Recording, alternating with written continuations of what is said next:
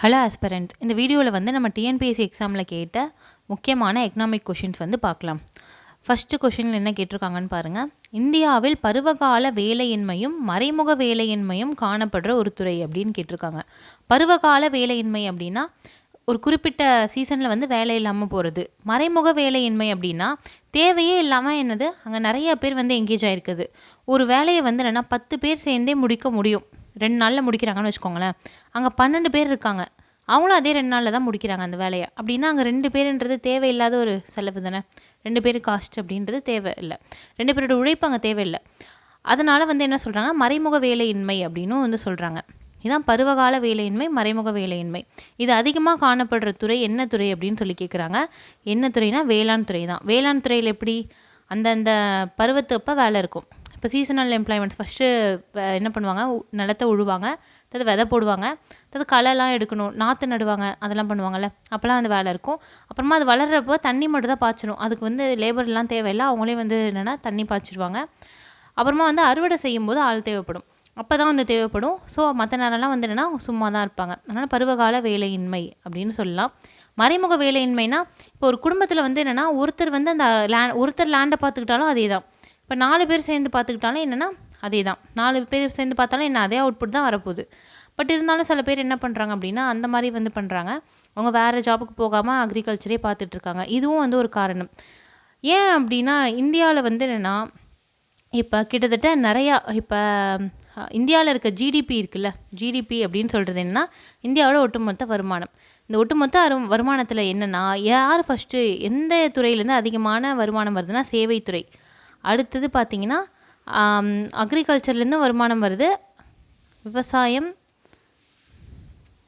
அப்புறம் தொழில்துறை. ரெண்டாவது வந்து தொழில்துறை இருக்கும். தொழில்துறை மீன்ஸ் அந்த இண்டஸ்ட்ரீஸ், அதுலேருந்து வர வருமானம். 3வது விவசாயம். விவசாயம் அப்படின்றது 3rd பிளேஸில் தான் இருக்குது. ஆனால் இந்தியாவில் நிறையா பேர் எந்த ஒர்க்கில் என்கேஜ் ஆகிருக்காங்க அப்படின்னு பார்த்தீங்கன்னா மக்கள் தொகையில் விவசாயத்தில் என்கேஜ் ஆகிருக்காங்க. விவசாயத்தில் நிறையா பேர் என்கேஜ் ஆகிருக்காங்க. இதனால் என்ன ஆகுது அப்படின்னா இதனால தான் வந்து என்னென்னா இன்இக்வாலிட்டி வருது, சமமற்ற தன்மை வருது, பொருளாதார சமத்துவமின்மை வருது இல்லை. இதனால தான் வந்து பிரச்சனை வருது. ஏன்னா என்னென்னா கம்மியான வருமானம் வருது அந்த துறையிலேருந்து, விவசாயத்துறையிலேருந்து. ஆனால் நிறையா பேர் அங்கே இருக்காங்க. மற்ற துறையெல்லாம் பார்த்திங்கன்னா சர்வீஸ் செக்டரில் நிறைய வருமானம் வருது, பிஸ்னஸ்லலாம். ஆனால் வந்து என்னென்னா அங்கே கம்மியான பேர் இருக்காங்க இதை கம்பேர் பண்ணும்போது, விவசாயத்தை கம்பேர் பண்ணும்போது. ஸோ இதுவும் வந்து ஒரு ப்ராப்ளம். அதனால வந்து வேளாண் துறை வந்து பாதிக்கப்பட்டிருக்கு. ஓகேவா, நெக்ஸ்ட் கொஷின் பார்க்கலாம். பின் வருவனவற்றுள் எது நேர்முக வரி அல்ல அப்படின்னு சொல்லி கேட்குறாங்க. நேர்முக வரி அப்படின்னா டேக்ஸ் வந்து என்னென்னா போடுற இடமோ வாங்குகிற இடமோ ஒரே இடமா இருக்கும். இப்போ நம்மளுக்கு வருமானம் வருதுன்னு வச்சுக்கோங்களேன், வருமானம் நம்ம தான் வாங்கி செலவு பண்ணுறோம். ஸோ என்னென்னா வருமானம் நம்ம தான் வாங்குகிறோம், நம்மள்ட்ட தான் வந்து டேக்ஸும் வாங்குறாங்க, ரெண்டும் ஒரே இடமா இருக்குது. இது வந்து வருமான வரி அப்படின்றது நேர்முக வரி. இதுவே வந்து மறைமுக வரி அப்படின்னா என்னென்னா, மறைமுக வரி அப்படின்னா என்னென்னா ஒரு பொருளை வந்து நம்ம தயாரிக்கிறோம், இங்கே மேனுஃபேக்சர் பண்ணுறோன்னு வச்சுக்கோங்களேன். ஒரு கார் வந்து மேனுஃபேக்சர் பண்ணுறோம். கார் வந்து ஒரே இடத்துல மேனுஃபேக்சர் பண்ண மாட்டாங்க. ஒரு இடத்துல டயர் பண்ணுறாங்கன்னு வச்சுக்கோங்க, இன்னொரு இடத்துல வந்து என்னென்னா இன்ஜின் பண்ணுறாங்க, இன்னொரு இடத்துல வந்து அந்த ஸ்பேர் பார்ட்ஸ் எல்லாம் பண்ணுறாங்க.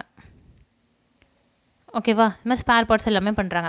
இந்த இதுக்கான டேக்ஸ் எல்லாத்தையும் என்னென்னா எதில் சேர்ந்துரும், இதோட விலையில் சேர்ந்துரும். இது வந்து என்ன பண்ணுவாங்க, கார் தயாரிக்க போகிறவங்க என்ன பண்ணுவாங்கன்னா ஒரு பக்கம் டயர் வாங்குறாங்க, இன்ஜின் வாங்குறாங்க, ஸ்பேர் பார்ட்ஸும் வாங்கிக்கிறாங்க. வாங்கிட்டு அந்த காரை ப்ரொடியூஸ் பண்ணுறாங்க. காரை ப்ரொடியூஸ் பண்ணி நம்மள்ட்ட விற்கும்போது என்ன பண்ணுறாங்க, நம்மளுக்கு அந்த டேக்ஸை வந்து என்னென்னா நம்மக்கிட்டேருந்து வாங்கிடுவாங்க. அந்த காருக்கு டேக்ஸ் அப்படின்னு போட்டு, கார் வாங்கினோடனே அந்த ஜிஎஸ்டி அப்படின்னு போட்டு வாங்கிடுறாங்களா. இதனால் என்னென்ன ஆகுது அப்படின்னு பார்த்தீங்கன்னா டேக்ஸ் எங்கே ஆரம்பிச்சது அப்படின்னா இந்த தயாரிக்கிறாங்கல்ல அங்கேயே ஆரம்பிச்சிருச்சு. ஆனால் எங்கே வாங்குறாங்க, கன்சியூம் யார் பண்ணுறோம், யார் வாங்கி யூஸ் பண்ணுறோமோ அவங்கள்ட்ட தான் வந்து வாங்குறாங்க. இதான் வந்து மறைமுக வரி. வாங்குறப்ப இங்கே போடுற இடம், டேக்ஸ் போடுற இடம் ஒரு இடமா இருக்கும், டேக்ஸ் கலெக்ட் பண்ணுற இடம் வேறு ஒரு இடமா இருக்கும். அதுதான் மறைமுக வரி அப்படின்னு சொல்கிறாங்க. இல்லை இதெல்லாம் நேர்முக வரி இல்லை அப்படின்னு கேட்டிருக்காங்க. அப்படின்னா என்ன கேட்டிருக்காங்கன்னா எது மறைமுக வரி அப்படின்னு சொல்லி கேட்டிருக்காங்க. எது அப்படின்னு பார்த்தீங்கன்னா சொத்து வரி நேர்முக வரி தான். எவ்வளோ சொத்து இருக்கோ அவ்வளோ தான் போட போகிறாங்க, யார்கிட்ட சொத்து இருக்கோ அவங்கள தான் போட போகிறாங்க, அதனால் நேர்முக வரி. செலவு வரினா எவ்வளோ செலவு பண்ணுறீங்களோ அவ்வளோ போட போகிறாங்க, அதுவும் நேர்முக வரி. அப்போ எது வந்து நேர்முக வரி அல்ல மறைமுக வரி அப்படின்னா சேவை வரி. இதுதான் வந்து நேர்முக வரி இல்லை. சேவை வரினா என்னது, சேவை வந்து ஒரு இடத்துல ஸ்டார்ட் பண்ணியிருப்பாங்க, பட் வந்து என்னென்னா கலெக்ட் பண்ணுற இடம் வேறையாக இருக்கும். அதுதான் வந்து என்னென்னா சேவை வரி. இப்போ வந்து சர்வீஸ் டேக்ஸ் அப்படின்றத தான் ஒன்றா சேர்த்து என்ன பண்ணிட்டாங்க, goods and service tax, GST அப்படின்னு கொண்டு வந்துட்டாங்க. முன்னாடி என்ன இருந்துச்சு, வேட் அப்படின்னு இருந்துச்சு, வேல்யூ ஆடட் டேக்ஸ்னு இருந்துச்சு, தனியாக சேவை டேக்ஸ் இருந்துச்சு. இது ரெண்டுத்தையும் சேர்த்து என்ன பண்ணிட்டாங்க, குட்ஸ் அண்ட் சர்வீஸ் டேக்ஸ் அப்படின்னு சொல்லிட்டு இப்போ கொண்டு வந்துட்டாங்க. ஓகேவா, நெக்ஸ்ட் கொஷின் பார்க்கலாம். அடுத்த கொஷின் பாருங்கள். முதலாவது 5 ஆண்டு திட்டம் எந்த விஷயத்துக்கு அதிக அளவு முக்கியத்துவம் அளித்தது அப்படின்னு சொல்லி கேட்குறாங்க. வறுமை நீக்கிறதா, விவசாயமா, தொழிற்சாலையா, இல்லை உள்கட்டமைப்பு வளர்ச்சியா அப்படின்னு வந்து கேட்குறாங்க. இது வந்து ஈஸியாக நம்ம ஆன்சர் பண்ணலாம். எல்லாருக்குமே முக்கியமான விஷயம் என்ன அப்படின்னா சாப்பாடு. நம்ம நாட்டில் வந்து என்னென்னா முதலாவது 5 ஆண்டு திட்டம் எப்போ கொண்டு வந்தாங்கன்னா 1951லேருந்து 56 வரைக்கும். ஜஸ்ட்டு நம்ம அப்போ தான் என்ன பண்ணியிருக்கோம், விடுதலை வாங்கியிருக்கோம். விடுதலை வாங்கினோன்னே நம்மளுக்கு என்ன தேவை அப்படின்னு பார்த்தீங்கன்னா, விடுதலை வாங்கிட்டு இங்கே வந்து கவர்மெண்ட் ஃபார்ம் பண்ணிட்டு வந்து பார்க்குறாங்க. பார்த்தா வந்து என்னென்னா சாப்பாடு பொருளாக நம்மளுக்கு என்ன பண்ணுது, நிறையா வந்து வெளிநாட்டிலேருந்து நம்ம இறக்குமதி பண்ணிகிட்ருக்கோம். பக்கத்து நாட்டிலேருந்து, வெளிநாட்டிலேருந்து நம்ம நாடு எவ்வளோ பெரிய நாடு, நம்ம கடைசியில் என்னென்னா வெளிநாட்டிலேருந்து இம்போர்ட் பண்ணி என்னென்னா சாப்பிட்டுட்ருக்கோம். என்ன காரணம் அப்படின்னு பார்த்தீங்கன்னா, பிரிட்டிஷ் வந்து என்ன பண்ணிட்டாங்க, சாப்பாட்டு உணவு பயிர்கள்னு சொல்லுவாங்கள்ல, உணவு பயிர்கள்லாம் வந்து பயிரிட விடாமல் நம்மளை என்ன பண்ணாங்கன்னா பணப்பயிர்களே வந்து என்னென்னா பயிரிட வச்சுட்டாங்க. பணப்பயிர்கள் அப்படின்னா என்னென்னா கமர்ஷியல் கிராப்ஸ் அப்படின்னு சொல்லுவாங்கள்ல, வியாபார நோக்கத்துக்காக வளர்க்குறாங்கல்ல, அந்த பயிரே வந்து என்னென்னா நம்ம வந்து அதிகமாக வளர்க்க ஆரம்பிச்சிட்டோம். ஏன்னா அதை வந்து அவங்க வாங்கிட்டு போவாங்க, அதனால் அவங்களுக்கு அதுதானே தேவை, அதனால் நம்ம அதையே வளர்க்க சொன்னாங்க. நம்மளும் என்னென்னா அதையே வந்து வளர்த்திட்டு இருந்தோம். நம்ம ஹிஸ்ட்ரிலாம் கூட படிச்சிருப்போம், காட்டன் இங்கேருந்து தான் போச்சு, அவங்களுக்கு பருத்தி இங்கேருந்து தான் வந்து எடுத்துகிட்டு போனாங்க. இண்டிகோன்னு ஒரு பயிர் இருக்கும், அவுரியும் வந்து என்னென்னா இங்கேருந்து தான் வந்து எடுத்துகிட்டு போனாங்க, இங்கே பயிரிட்டு அதை எடுத்துகிட்டு போய் யூஸ் பண்ணிக்கிட்டாங்க. இதெல்லாம் வந்து நம்ம படிச்சிருப்போம். ஓகேவா, அதுதான் வந்து சொல்கிறாங்க. அந்த மாதிரி வந்து பணப்பயிரை வந்து என்னென்னா நிறையா பயிரிட்டாங்க. அதனால் உணவு பயிரோட வந்து இது வந்து கம்மியாயிடுச்சு, உணவு பயிரிடுறது. ஸோ நம்ம வெளிலேருந்து தான் வந்து என்னென்னா வாங்கிட்டு இருந்தோம்.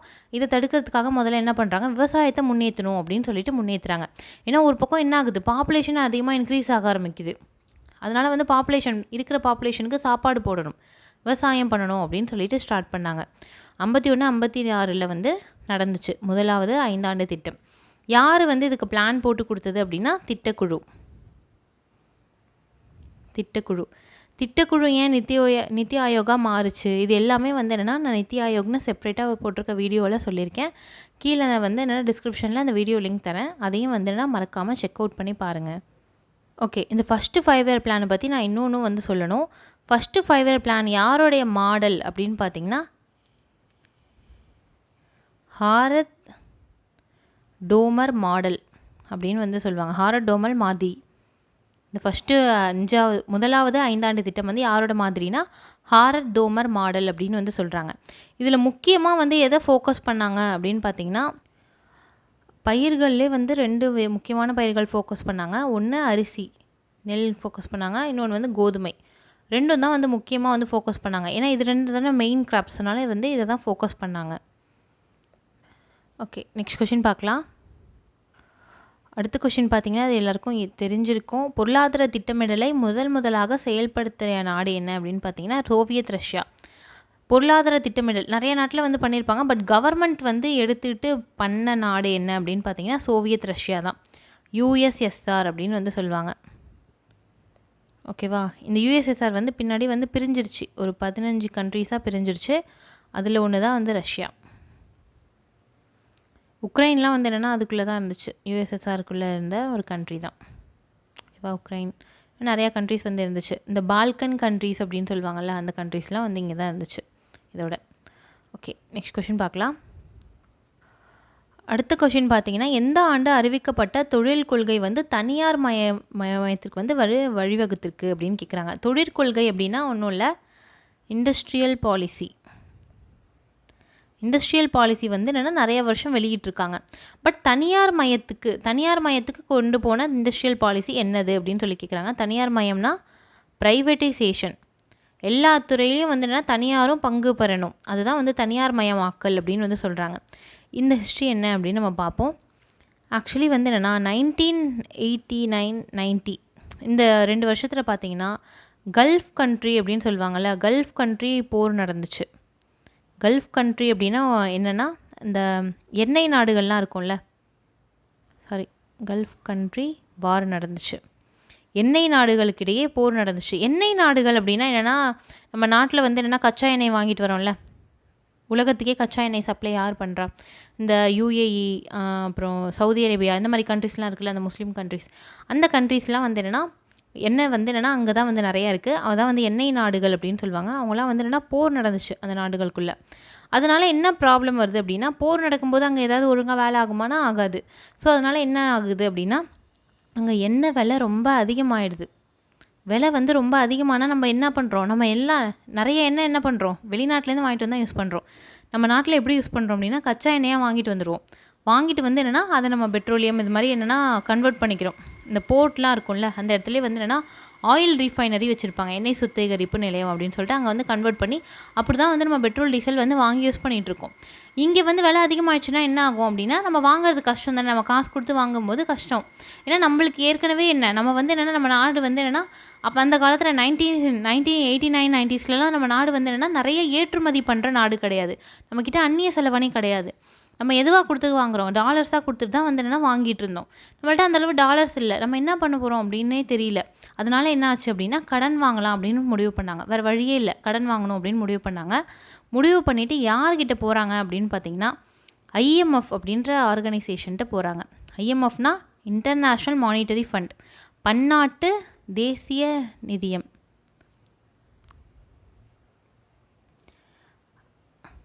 பன்னாட்டு நிதி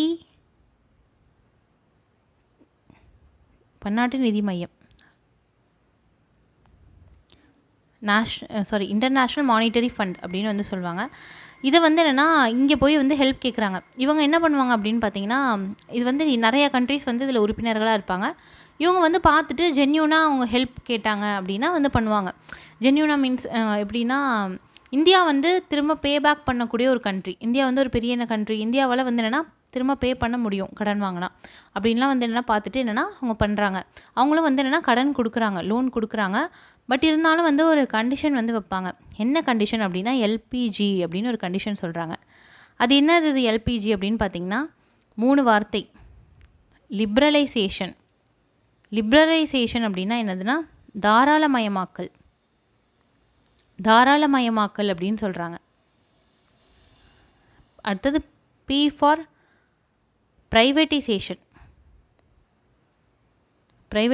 அப்படின்னு சொல்கிறாங்க. ப்ரைவேட்டைசேஷன்னா என்னது, தனியார் மயமாக்கல்.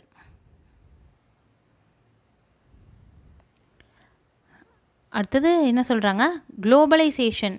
ஜீனா குளோபலைசேஷன் அப்படின்னு சொல்கிறாங்க. குளோபலைசேஷன்னா என்னென்னா உலகமயமாக்கல். இது மாதிரி ஒரு 3 விஷயம் சொல்கிறாங்க.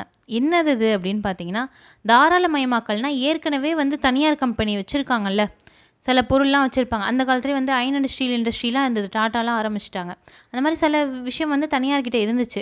தனியார்கிட்ட இருக்கிற ஏற்கனவே வந்து என்னென்ன துறைகள் கொடுத்துருக்காங்களோ அதை இன்னும் தாராளமயமாக்கணும் அப்படின்னு சொல்கிறாங்க. என்னென்னா, நீங்கள் வந்து சும்மா அது மாதிரி கேள்வி கேட்டுகிட்டே இருக்கக்கூடாது, கவர்மெண்ட் எல்லா விஷயத்தையும் தலையிடவே கூடாது, எல்லா விஷயத்தையும் நம்ம தலையிட்டே இருக்கக்கூடாது அப்படின்னு வந்து சொல்கிறாங்க. அதான் தாராளமயமாக்கல். அவங்கள ரெஸ்ட்ரிக்ட் பண்ணிக்கிட்டே இருக்கக்கூடாது அப்படின்னு வந்து சொல்கிறாங்க. அடுத்தது ப்ரைவேட்டைசேஷன் அப்படின்னா, இது வரைக்கும் தனியார் கொடுக்காத துறையும் என்ன பண்ணுங்கள், தனியாருக்கு கொடுங்க அப்படின்னு வந்து சொல்கிறாங்க. அதான் தனியார் மயமாக்கல்.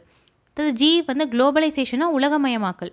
வெளிநாட்டு கம்பெனிஸும் என்ன பண்ணுங்கள், இந்தியாவில் வந்து இன்வெஸ்ட் பண்ண சொல்லுங்கள். இந்தியாவில் இருக்கவங்களும் என்ன பண்ணுங்கள், வெளில போய் வந்து என்னென்னா பணத்தை வந்து முதலீடு பண்ணலாம் அப்படின்னு சொல்லுங்கள் அப்படின்னு சொல்கிறாங்க. அப்போ தான் வந்து என்ன ஆகும், வெளிநாட்டு பணம் இங்கே வரும், இந்த நாட்டு பணம் வெளில போகும். அப்போ தான் என்ன ஆகும், ஒரு வந்து எக்ஸ்சேஞ்ச் வந்து வரும், ஃபாரின் எக்ஸ்சேஞ்சும் நம்மளுக்கு கிடைக்கும், அந்நிய செலவணியும் கிடைக்கும் அப்படின்லாம் வந்து சொல்கிறாங்க. உடனே வந்து என்ன பண்ணுறாங்க அப்படின்னா, இவங்களும் வந்து வேறு வழி இல்லை, நம்ம ஒத்துக்கிட்டு தான் ஆகணும். அது மட்டும் இல்லாமல் இது நம்ம நாடு வளர்கிறதுக்கும் ஒரு சான்ஸ் தான். ஸோ என்னென்னா இவங்களும் வந்து அக்செப்ட் பண்ணிக்கிறாங்க. அக்செப்ட் பண்ணிக்கிட்டு என்னென்னா ஒத்துக்கிறாங்க. இதுதான் வந்து 1991 கொண்டு வந்த மேஜரான ஒரு தனியார் மயம் அப்படின்னு சொல்கிறாங்க. தனியார் மயமாக மாற்றுறாங்க. 1991 கொண்டு வந்திருப்பாங்க. இது வந்து இந்தியாவோட எக்கனாமிக் ஹிஸ்ட்ரியை திருப்பி போட்டது. இதுக்கப்புறமா நிறையா ப்ரைவேட்ஸ் வந்து இங்கே இன்வெஸ்ட் பண்ணுறாங்க. நிறையா பேர் இங்கே ப்ரைவேட்டாக கம்பெனிஸ் ஆரம்பிக்கிறாங்க. இங்கேருந்து வெளில போய் நிறையா பேர் ஆரம்பிக்கிறாங்க. ஸோ நம்ம நாடு வந்து என்னென்னா இப்போ வந்து என்னென்னா ஓப்பன் கண்ட்ரிஸாக ஆயிடுச்சு, அதாவது ஓப்பன் எக்கனாமியாக ஆயிடுச்சு. திறந்த பொருளாதாரம் அப்படின்னு சொல்லுவாங்கள்ல, முன்னாடி மூடிய பொருளாதாரமாக இருந்தது, க்ளோஸ்டு எக்கனாமியாக, இப்போ வந்து ஓப்பன் எக்கனாமியாக மாறிடுச்சு. ஓகேவா, இதோட இந்த வீடியோ முடியுது. இந்த வீடியோவில் ஏதாவது டவுட்ஸ் இருந்தால் வந்து கமெண்ட் செக்ஷனில் கேளுங்க. நம்ம நெக்ஸ்ட் வீடியோவில் வந்து மீட் பண்ணலாம். தேங்க்யூ.